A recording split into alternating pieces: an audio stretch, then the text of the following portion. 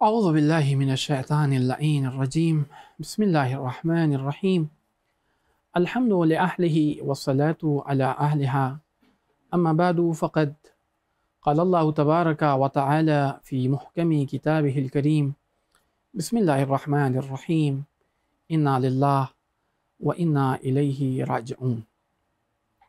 یقیناً قرآن مجید صادق کتاب ہے اور یقیناً ہم سب کو بارگاہ خداوندی میں حاضر ہونا ہے۔ امام جعفر صادق علیہ السلام کی مصائب اور شہادت کو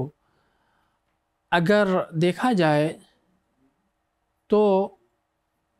انسان کو یہ عبرت ملے گی کہ امام جعفر صادق علیہ السلام نے دو ظالم حکومتوں کے سامنے کیسے صبر کیا۔ جیسا کہ ذکر کیا گیا کہ امام کے سامنے بنی حسن اور بنی حسین دونوں پر ظلم کیے گئے، دونوں کو وقتاً فوقتاً قید کیا گیا۔ اس کے باوجود امام دور سے یہ منظر دیکھ رہے ہیں، گریہ کر رہے ہیں، بلکہ روایت میں ہے کہ جس وقت عبداللہ ابن حسن کو قید کر کے لے کے گئے ہیں، تقریباً 20 دن تک امام جعفر صادق علیہ السلام پر بیماری کی کیفیت تھی، علیل ہیں، مریض ہیں، لیکن چونکہ علوم کو نشر کرنا تھا، لہذا اس علوم کو نشر کرنے کے لیے امام نے ہر مصیبت کو برداشت کیا۔ آخر میں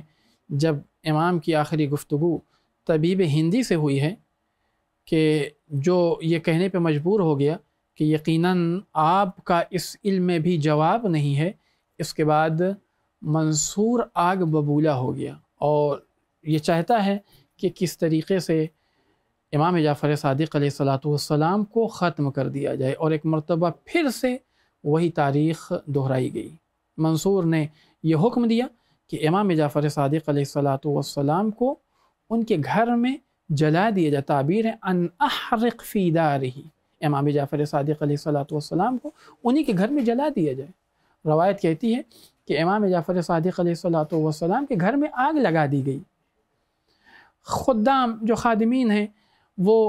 آگ بجھانے میں مصروف ہیں، سامان کو ہٹانے میں مصروف ہیں۔ اسی اثناء میں ایک خادم نے کیا دیکھا کہ امام جعفر صادق علیہ السلام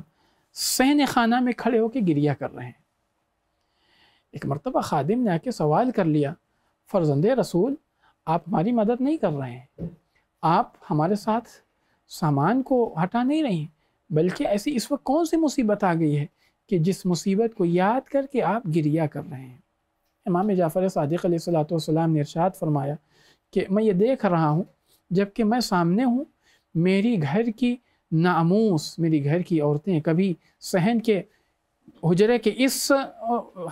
حجرے میں داخل ہوتی ہیں اور کبھی صحن کے دوسرے حجرے میں داخل ہوتی ہیں، جبکہ یعنی ایک عجیب کیفیت کا عالم ہے۔ اس وقت کیا ہوا ہوگا کہ جب ہمارے جد امام حسین علیہ السلام نہ ہوں گے اور ان کی بیٹیاں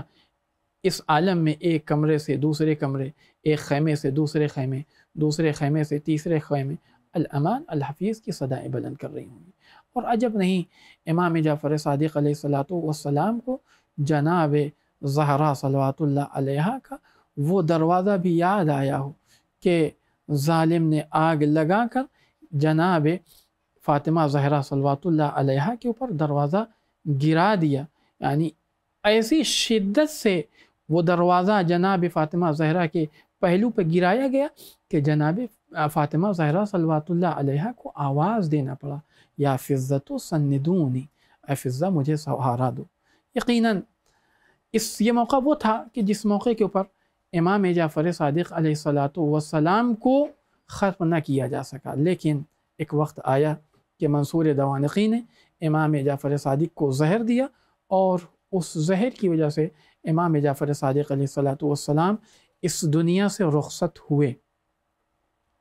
इमाम इस दुनिया से रुखसत हुए, इमाम का जनाज़ा तैयार किया गया, इमाम को जन्नतुल बक़ी में दफन किया गया,